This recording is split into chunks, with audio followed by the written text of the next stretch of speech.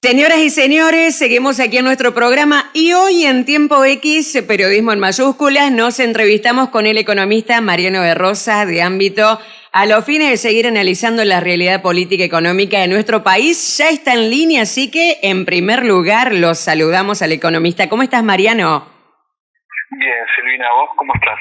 Muy bien, un gusto. Y bueno, para poder seguir analizando todo lo que está aconteciendo en nuestro país, decíamos, nosotros entramos en un proceso inflacionario que no se detiene, forma parte de la cotidianeidad de los argentinos, se piensa y se ahorra en dólares como para hacer una introducción, y estamos en un momento donde las efemérides también una vez más nos ponen a pensar en la ley de convertibilidad del año 1991, que fue sancionada en la presidencia de Menem, que fue diseñada por Domingo Cavallo, que cumplió un nuevo aniversario el 27 de marzo, en aquel momento sirvió para controlar la inflación. Por eso, como estamos hablando mucho de este tema, para poder arrancar con esta nota, yo quisiera que usted me describa un poco cómo califica la ley de convertibilidad, qué significó para nuestro país. Mariano.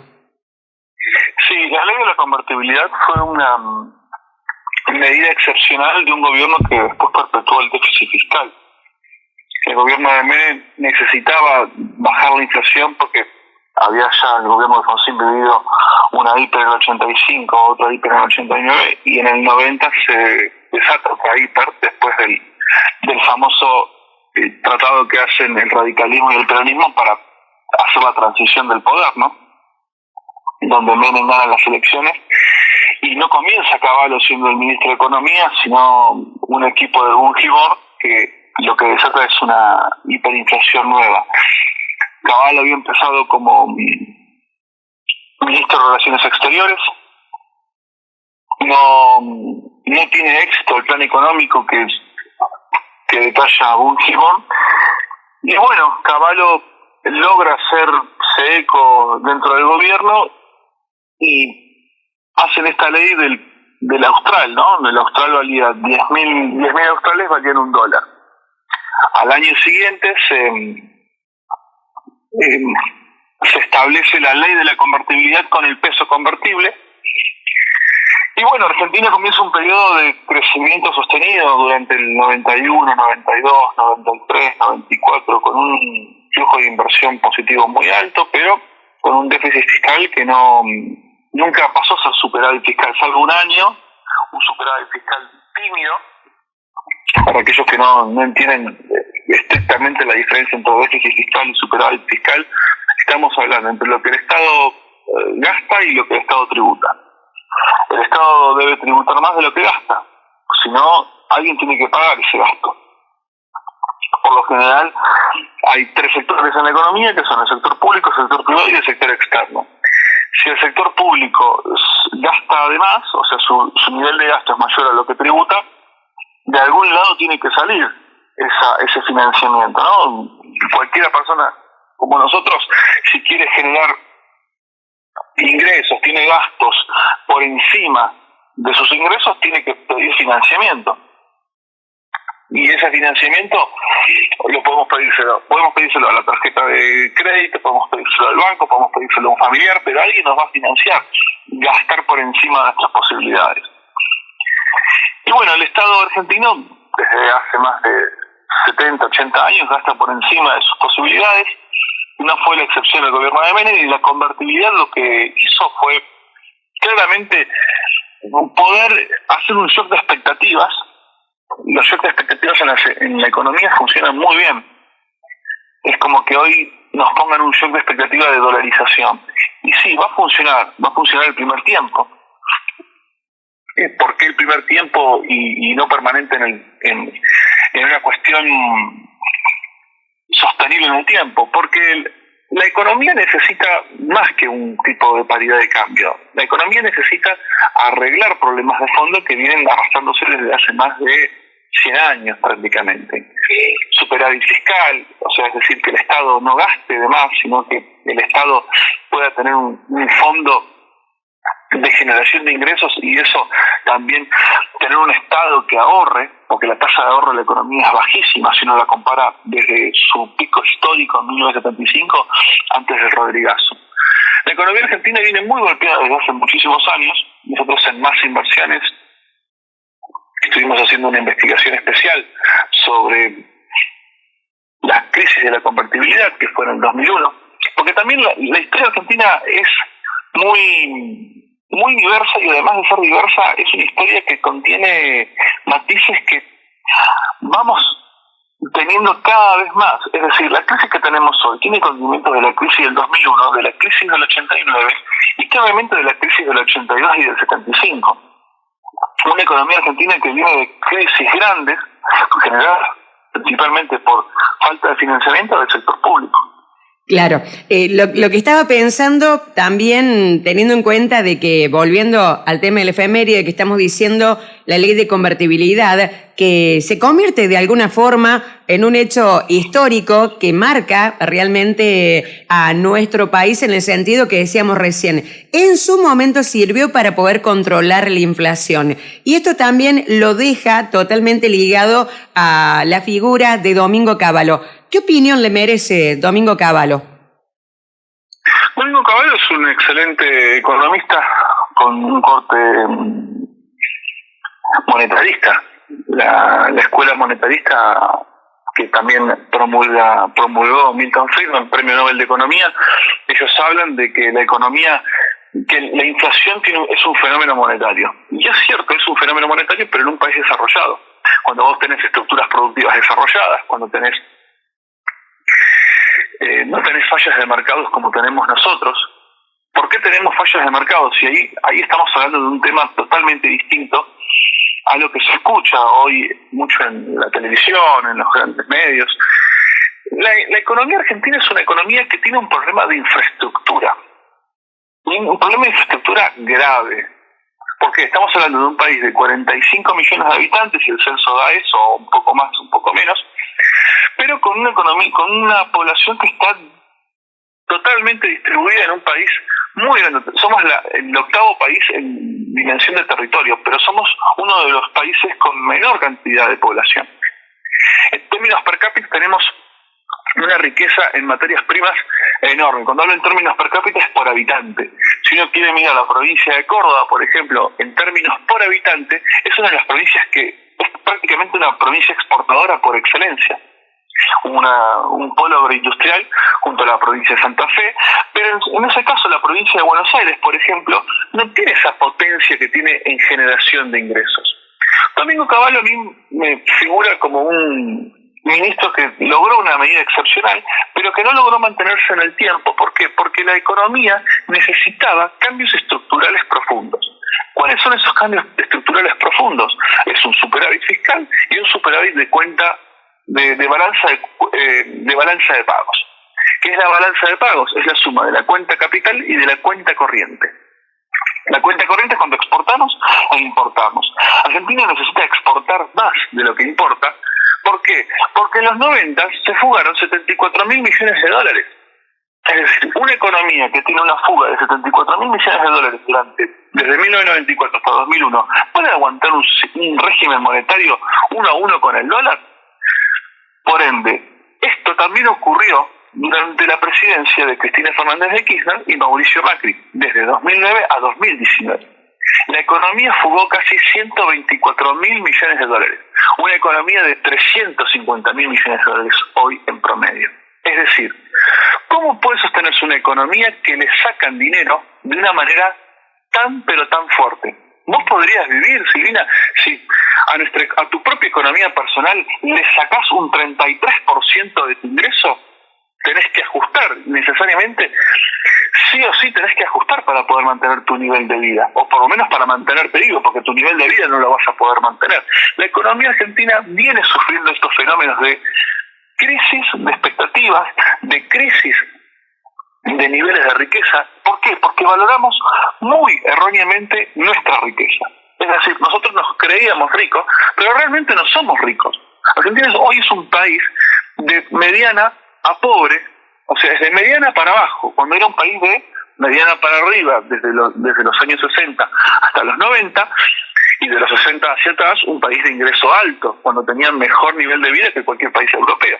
Claro. Por eso, para volver a tu pregunta, Domingo Cavallo tuvo una muy buena medida, una medida excepcional, que fue la medida de la convertibilidad, pero no logró mantener un superávit fiscal, un superávit de balanza de pagos. Repito, la balanza de pagos es tener que te entren dólares y vos estés generando dólares. Y eso se va a llevar a reservas internacionales del Banco Central. Por ejemplo, la dolarización no es un punto a favor para la economía argentina. ¿Por qué no es un punto a favor para la economía argentina? Porque Argentina tiene que hacer 60 cosas antes de poder dolarizar. No es una economía tan grande, no hay registros históricos que una economía tan grande como la Argentina deje de tener moneda porque y ser prácticamente complaciente con los intereses de la Reserva Federal de Estados Unidos. Perfecto. Ahí vamos a volver al tema de la dolarización, pero acá varias cosas que se han dicho en este desarrollo de esta respuesta. Pensaba también, mientras tanto, que nos encontramos en un momento donde justamente se aprobó el acuerdo con el Fondo Monetario Internacional y a la vez el directorio del FMI aprobó el acuerdo. ¿Cómo impacta este acuerdo en la economía nacional? O sea, ¿cuánto nos favorece o nos perjudica? ¿O qué cambiamos? ¿Qué cambiamos a partir de este acuerdo? ¿Qué significa? ¿Cómo nos impacta? Sí, muy buena pregunta. ¿Vos podrías estar bien si estás en el veraz? No. Ninguna persona común y corriente de nosotros, si está en el veraz, no puede salir a solicitar un crédito. Y Argentina, a nivel internacional, si defaulteaba con el FMI, no iba a poder acceder al crédito. Igualmente no va a seguir accediendo al crédito Argentina, pero no podría recibir inversiones. Entonces, ¿el acuerdo con el Fondo Monetario Internacional es necesario? Sí, es necesario, porque se pidió el préstamo, y al haberse pedido el préstamo, es necesario pagarlo, porque vos esa plata la usaste. Más allá, si uno mira, pero no se usaron para obras de infraestructura, dicen algunos, bueno, eso es un error técnico, porque lo que te presta el Fondo Monetario Internacional es para fortalecimiento de reservas, es para el sistema financiero. ¿Para qué se usó la plata del Fondo Monetario Internacional? Para pagar deuda vieja. Es decir, vos lo que hiciste es un rollover barato. ¿Qué es un rollover? Es patear, es refinanciar tu tarjeta de crédito permanentemente de una manera mejor. ¿Cómo es mejor? Con una tasa más chica. Pasa que el Fondo Monetario Internacional tiene incidencia en tus políticas públicas, porque vos sos socio de ese Fondo Monetario Internacional. Recordemos que el Fondo Monetario Internacional salió después de Bretton Woods. No sé si recuerdan lo que fue Bretton Woods. Si querés que haga para no extenderme tanto, que hable algo de Bretton Woods. Sí, sí. Y vos me decís. Bueno, Bretton Woods fue un acuerdo que se hizo en Estados Unidos, en New Hampshire, donde el mundo se sentó en una mesa después de la Segunda Guerra Mundial y dijeron, bueno, nuestro sistema tiene que tener un amortiguador, alguien tiene que amortiguar ante shocks financieros, shocks exógenos. La guerra fue un shock bastante grande donde se perdió financiamiento, se perdió riqueza, etcétera, etcétera, etcétera, más allá de las vidas humanas que cuestan una guerra, que es algo que lo estamos viviendo hoy con la guerra en Ucrania, donde sabemos que una guerra lo que provoca inmediatamente es una reacción alérgica a las materias primas, donde suben su precio, y no solamente de las materias primas de alimentos, sino también las de energía. Pero el problema principalmente que tenemos que abordar con el Fondo Monetario Internacional es, ¿vale acordar o no vale acordar? Sí, vale acordar. Ahora, ¿qué viene después de acordar? Primero tenemos años de gracia, que es lo más importante, hasta el 2026. Y Argentina no va a poder entrar en los mercados de crédito hasta 2025. Entonces, ¿qué tiene que hacer el Estado? Te pregunto, Silvina, vos. Bueno, la verdad que hay aspectos que ya se han indicado que no se van a hacer, como por ejemplo reformas laborales, como estructurales, pero sabemos que el gobierno debe cumplir con determinados aspectos para poder seguir manteniendo el acuerdo. Y ahí están los requisitos de controlar la emisión monetaria, controlar la inflación, reducir el déficit fiscal, que usted hablaba también en la primera parte. O sea, hay requisitos para poder mantener este acuerdo. No sé si a eso se refiere. Exactamente. Vos imaginate que a este gobierno todavía le quedan 2 años promediando. Durante esos 2 años el gobierno tiene que ajustar las cuentas fiscales. Es lo mínimo que puede hacer para irse dignamente del poder. Y como vos muy bien mencionaste, tiene que bajar el nivel de exposición de emisión monetaria. ¿Por qué? Porque cuando más es tu emisión monetaria, cuando tu circulante en la economía es mayor y tus reservas crecen lentamente, porque ahora las reservas crecen, eso es algo que hay que mencionar del actual gobierno. Las reservas internacionales del Banco Central están creciendo. Pero el problema es la forma que invierte el Banco Central su estrategia de reservas internacionales. Las reservas internacionales no pueden ser medidas solamente en dólares, o que sí, sean medidas en dólares, pero tu inversión no la tiene que hacer en dólares.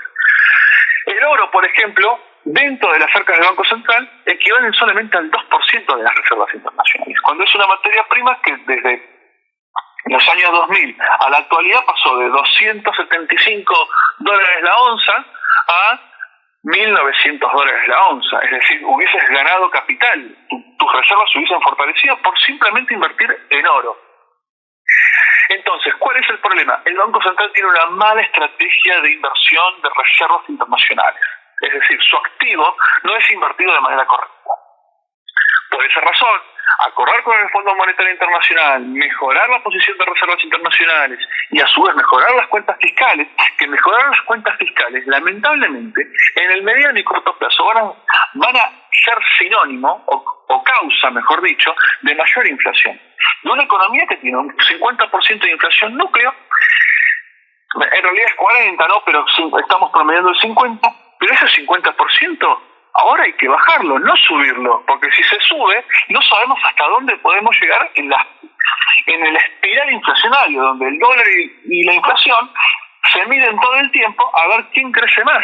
Y Argentina tiene un problema estructural, que si sube el dólar, claramente sube la inflación. Claro. Acá recién usted hablaba también de la política del Banco Central de la República Argentina. ¿Ha cambiado un poco a partir de este acuerdo con el Fondo Monetario? También venimos hablando qué es lo que pasa con respecto a las tasas de interés, que se busca que la gente no vaya al dólar para poder acumular reservas, que en línea de lo que usted viene hablando. Silvina, te hago una consulta. ¿Qué tasa de interés le pedirías vos al Banco Central para decir, bueno, entre dólar y peso prefiero el peso? Y bueno, no tiene... Ahí está la pregunta. Claro, ahí está. Y bueno, la idea es que se quede la gente en el peso.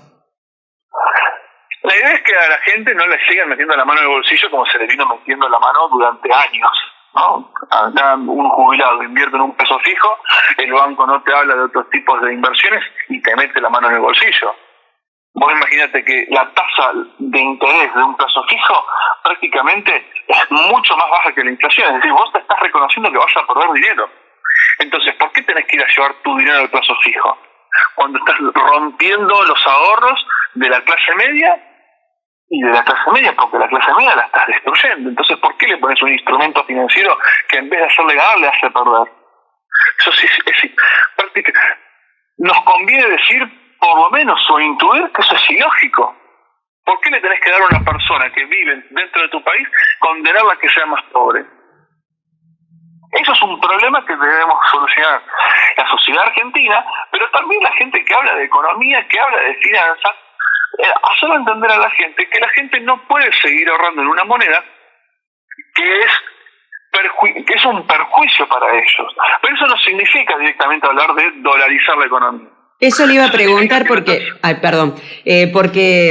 de alguna forma nosotros estamos acostumbrados a que Argentina piensa, a que Argentina ahorra, que Argentina opera en dólares. Por eso siempre decimos que la economía está dolarizada de hecho, porque incluso hasta los chicos, yo siempre veo cuántos dólares sale esto, preguntan, viste que es así. Entonces, ahora bien, actualmente también tenemos figuras políticas que aparecen, que están teniendo gran preponderancia en los medios, en la opinión pública, como por ejemplo Javier Milei, que en cada aparición en los medios dice que quiere ser presidente, que se propone como una alternativa, y dentro de una batería de medidas a aplicar en materia económica, o mejor dicho, hablando ya de un plan económico, plantea que uno de los aspectos a llevar adelante sería la dolarización.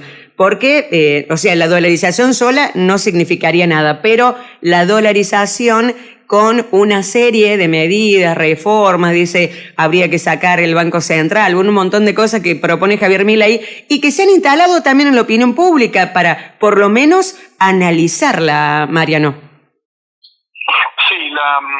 Javier Milei claramente es uno de los candidatos de peso para la presidencia en el 2023. Pero no solamente lo que dice Javier Milei, sino Javier Milei representa a un colectivo de argentinos y argentinas que están totalmente desinteresados de la política y también que están decepcionados por la política. Nosotros no olvidemos que Argentina hace menos de 40 años recuperó la democracia. O sea, en la historia reciente de la Argentina hay hechos traumáticos, hay problemas civiles y hay problemas sociales de una envergadura bastante importante si uno lo pone a mirar. ¿Por qué? Porque hoy también la sociedad argentina ha vivido un proceso de caída de la participación en la población total de la clase media, es decir, la economía argentina es cada vez más desigual, la sociedad argentina es desigual.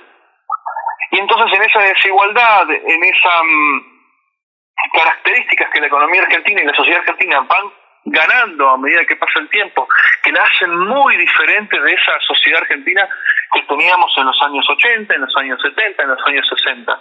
Esto que ocurre en la Argentina claramente con el tema de la dolarización es que la dolarización de la economía argentina está hecha de manera parcial. ¿Y por qué te lo digo en parcial? Si yo quiero comprar un campo en Córdoba, ¿en qué lo tengo que pagar? En dólares. ¿Es correcto? Claro, sí.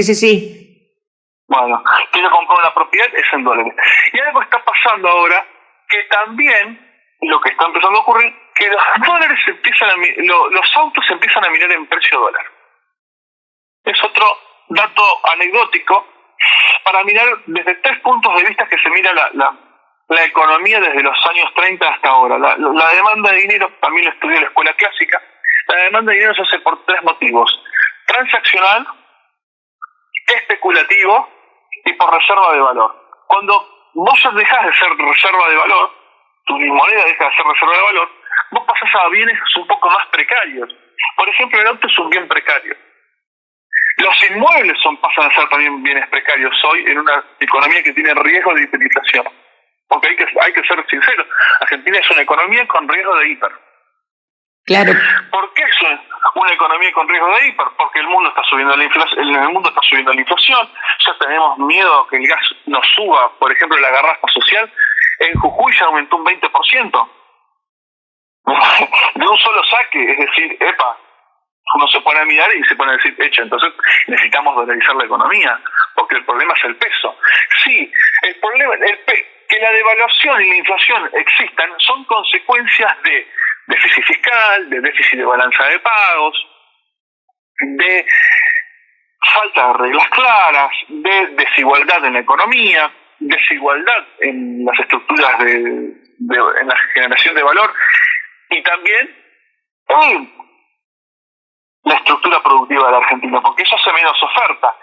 Pero ¿qué nivel de incidencia tiene eso en mi evolución de la tasa de inflación y de la evolución de la tasa de evaluación cuando voy y miro las cuentas del Banco Central y el peso, la cantidad de moneda circulante en la Argentina en el 2001 es 200 veces más chica que el precio que tengo hoy o sea, la cantidad de dinero que había en la economía argentina a fines de los 90 o principios de los 2000 es 200 veces más chica que la que tenemos hoy. Es decir, ¿por qué inundaste el mercado de dinero? ¿Por qué hiciste semejante desastre financiero? Y se lo tenemos que preguntar a Duhalde, a Kirchner, a Fernández de Kirchner, a Macri y a Fernández. ¿Por qué hicieron eso? Porque la economía argentina claramente ha sufrido, como veníamos recién hablando del plazo fijo. El plazo fijo es un instrumento que debería dar positivo mínimamente en la inflación. Y no se sube esa tasa. Claro. Bueno. También rompes la estructura de financiamiento de las clases más bajas, que a veces sinceramente, hoy la gente no llega a fin de mes. Eso es una realidad. Nadie llega a fin de mes. ¿Y cómo se está llegando a fin de mes? Se está llegando o trabajando más, la otra haciendo tren con el banco, con la tarjeta de crédito, con prestamistas, y vas pateando como podés. Con una tasa de interés baja podés. ¿Por qué? Porque si la tasa de interés es baja, cuando te aumentan el sueldo, vos podés pagar la tasa de interés. ¿Y cómo vive el argentino? Endeudado sin ahorro. Estás endeudado sin ahorro significa que te estás endeudando para gasto corriente. Claro, ahí lo que estaba pensando, Mariano, porque realmente vamos escuchando y hablando de este tema de la dolarización y paralelamente de la devaluación del peso, que cada vez vale menos y es imposible seguir el ritmo tampoco de la inflación.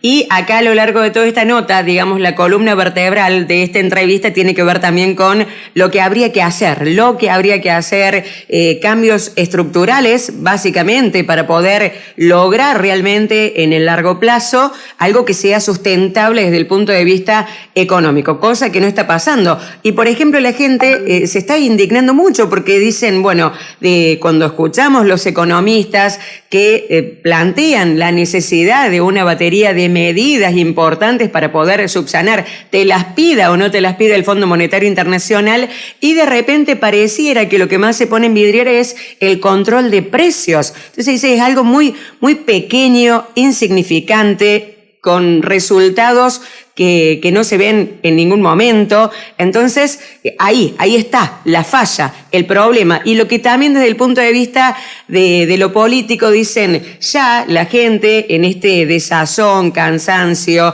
económico abrumador que tiene, puede darse un cambio, un giro político en cuanto a la hora de ir a votar y que quiere votar el año que viene nomás. Sí, es cierto.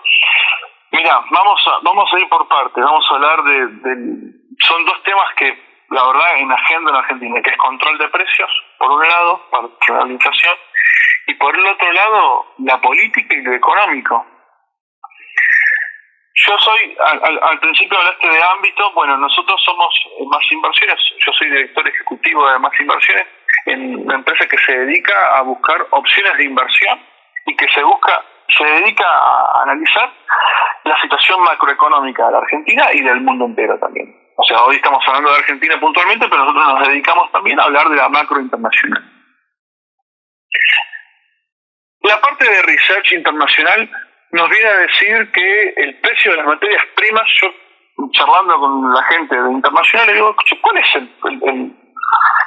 un límite tienen que tener el aumento de los precios, le digo, de materias primas? ¿De dónde mirás? Si lo mirás, agarras el gráfico, lo analizás, le digo. Me dice, Mariano, creo que no tiene un límite. Por la situación macroeconómica global, por la situación de tensión global y por la situación de calentamiento global. Empeora los rindes por hectárea en cualquier parte del mundo de cualquier tipo de cultivo. Hablemos café, dígase cacao, dígase... En Argentina ya lo estamos viendo también, la frontera productiva de Argentina ha llegado a su límite y lo que hay que hacer ahora es invertir en esa infraestructura. Pero bueno, eso es otro tema para hablar en otro momento. Entonces, cuando me dicen esto, digo, bueno, entonces si tenemos un problema exógeno, la economía argentina va a importar inflación, ¿el control de precios de qué te sirve? Porque es cierto, si vos mismo gobierno decís que tenés inflación externa y a su vez vas a controlar el precio a los mercados, al almacenero, esto es como tirarle con un rociador a un incendio en una estación de servicio. ¿Me explico? Sí. O sea, ahí con un rociador de la casa para humedar las plantas, a tirarle a una estación de servicio en explosión. Porque el problema argentino es claramente monetario, claramente de decisiones de financiamiento del Banco Central al Tesoro Nacional. Vos recordás que el Banco Central es un ente autárquico, es decir, no tiene que tener injerencia el poder de turno. Ya ahí estamos quebrantando las leyes de la Constitución Nacional. El Banco Central es el prestador de primera instancia, no de última instancia, del Tesoro Nacional. Perfecto. Sí. Y cuando ocurre eso, por eso la política, por eso la gente cuando va, porque nosotros hacemos política, entonces cuando hacemos política es cuando estamos llevando nuestro voto. En ese voto decimos queremos un cambio, porque la estructura del Banco Central de la República Argentina no es la conveniente para mantener nuestra riqueza, porque cada vez es más costoso el nivel de vida, cada vez es más difícil percibir nuestros ingresos y nuestra riqueza, y claramente Argentina lo que necesita es un cambio político, pero no un cambio político de cambio de cara, necesita ser una política de shock.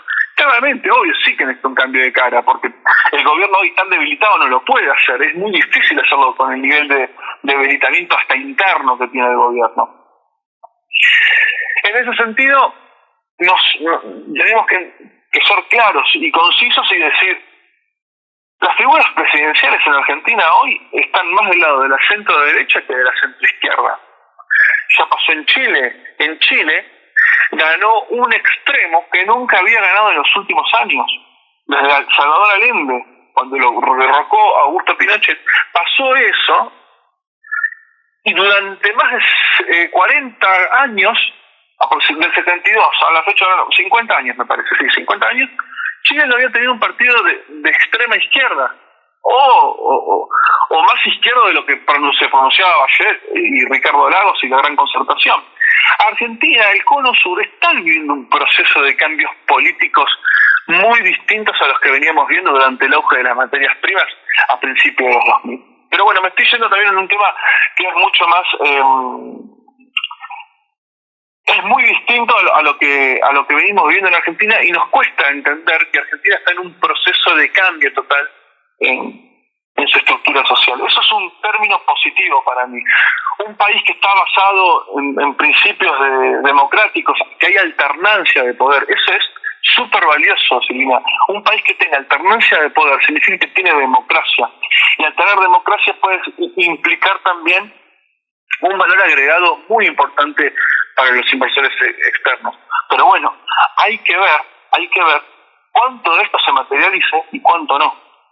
La verdad que está, como para ir cerrando, Mariano, la verdad que está muy complicado, porque para colmo nos encontramos con un momento de mucha crisis interna, si se quiere, dentro del gobierno, porque uno estaba más acostumbrado a que quizás los conflictos a la hora de debatir proyectos, propuestas o gestión de gobierno se daban entre el gobierno o entre el oficialismo y la oposición, cosa que hoy en día ocurre, pero la discusión más pronunciada tiene que ver con la cuestión interna que está ocurriendo dentro del gobierno de Alberto Fernández, Cristina Fernández de Kirchner, y en esa línea es también lo que descoloca un poco a la gente de decir, bueno, a ver, como que la gente está esperando certezas que no están sucediendo, y de ahí también surgen todos los otros problemas. Si no hay un acuerdo, ¿cómo van a resolver todos los problemas? Y a la gente le está importando más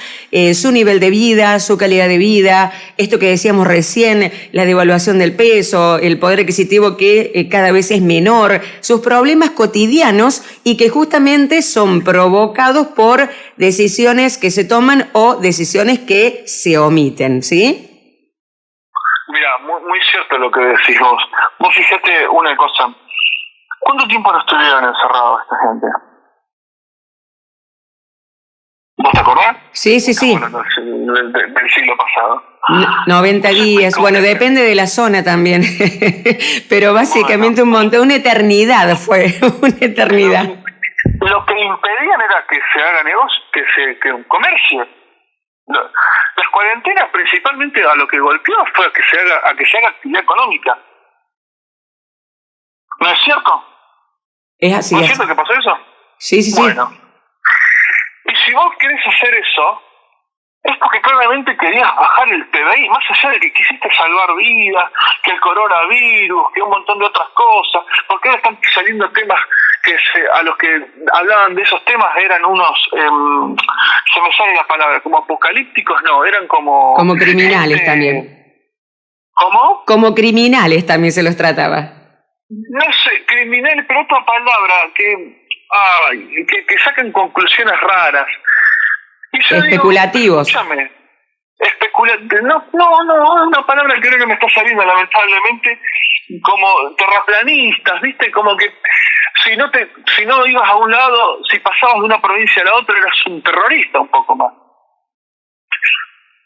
Y yo me pongo a pensar, claro, no destruiste la economía, porque en un nivel de destrucción mayor de la economía, necesitas menos dólares para salir a pagar. ¿Me explico? ¿Cómo se mantiene el poder en Argentina? Con dólares. En Argentina se mantiene el poder cuando te sentás arriba de una buena cantidad de dólares. Pero es obvio, en cualquier parte, no es porque si yo tuviese pesos hoy, no soy poderoso por tener pesos o vender en pesos. Yo soy poderoso en Argentina si vendo en dólares y gano en dólares. Pero el Estado se tenía que sentar sobre una suma de dinero mucho mayor en dólares. ¿Para qué? Para hacer compromisos ante el FMI y para tener los compromisos de deuda, porque recordemos que el FMI es solamente el 32% de los acreedores de la Argentina, de los acreedores de la República Argentina en su conjunto, tanto sector privado como sector público. El FMI representa solamente, obviamente es un 30%, es un número muy alto dentro de nuestros acreedores, pero no refiere a que sea nuestra mayor deuda, nada más lejos de eso. Argentina debe casi 250.000 millones de dólares en stock de deuda. La deuda con el FMI es de 45.000 millones de dólares. Entonces, vos haces romper la economía, una economía que era de 500.000 millones de dólares, la pasás a hacer de 350.000 millones de dólares, significa que necesitas menos dólares. ¿Para qué? Para exportar, necesitas menos dólares para juntar, para generar reservas, para hacer tu compromiso de deuda. ¿Y cómo hiciste así? ¿Cómo logras hacer eso? Con un ajuste terrible.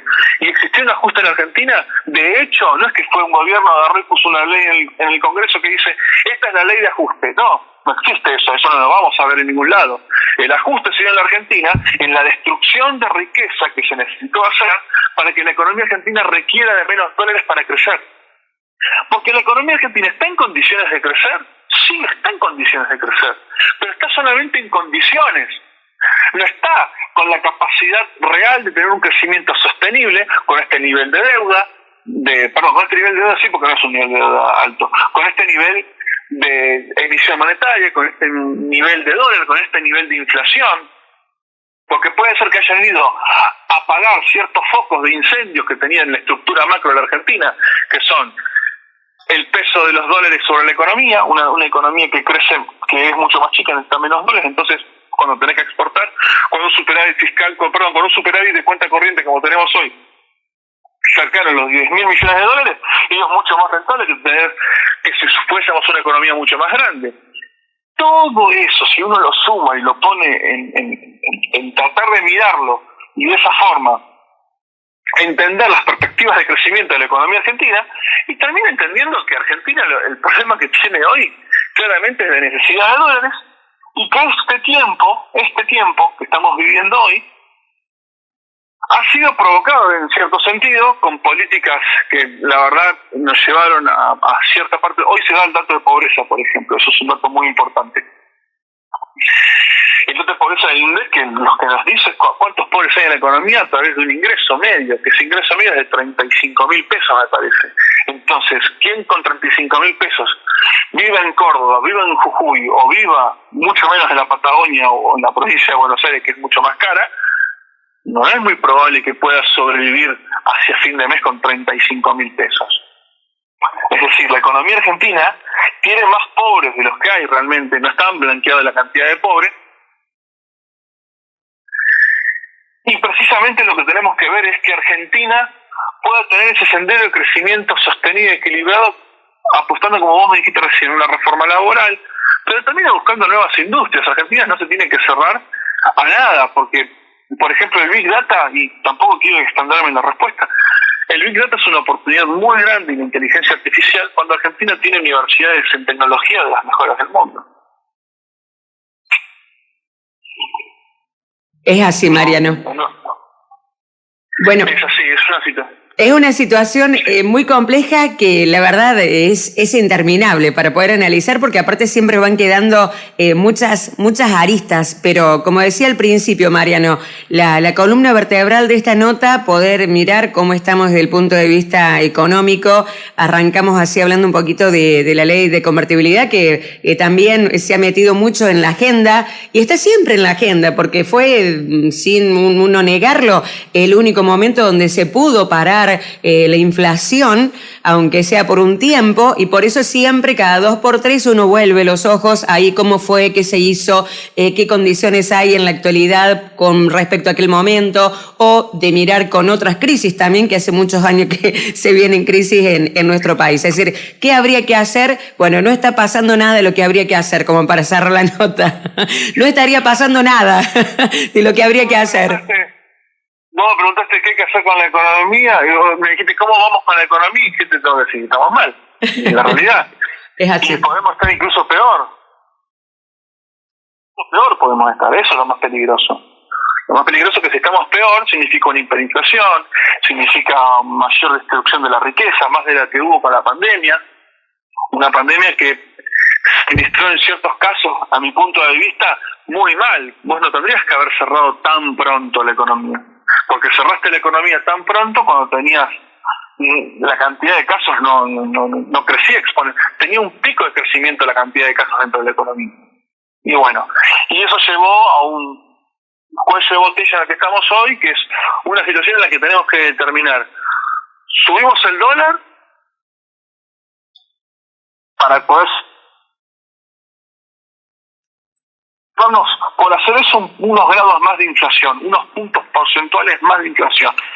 Y yo creo que si querés hacer eso te vas a tener que comer unos puntos más de inflación, porque la economía argentina, así como vamos a ser menos competitiva el año que viene. Y tenemos elecciones el año que viene.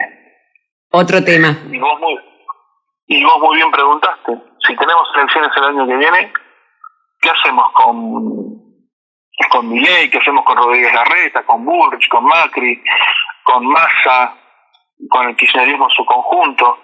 Porque quieras o no, al kirchnerismo lo vota un porcentaje de la población que sabés que los posiciona como una fuerza, no sé si competitiva, pero por lo menos con arriba del 20%. Y después tenés la izquierda, que ya son un 6, un 7% a nivel nacional.